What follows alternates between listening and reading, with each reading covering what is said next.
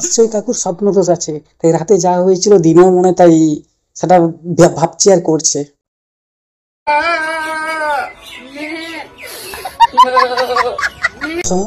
দাদার ছাগলটা একটা ভালোই উঠছিল, ঠিক আছে, দেখছিল, দিদি বসেও দেখছে যে দাদার কখনো উঠে, জান দাদারটা তো একটু বসে একটা, ঠিক আছে, এক্ষুনি কুঁচকে যাবে, তাই দেখছে। আরে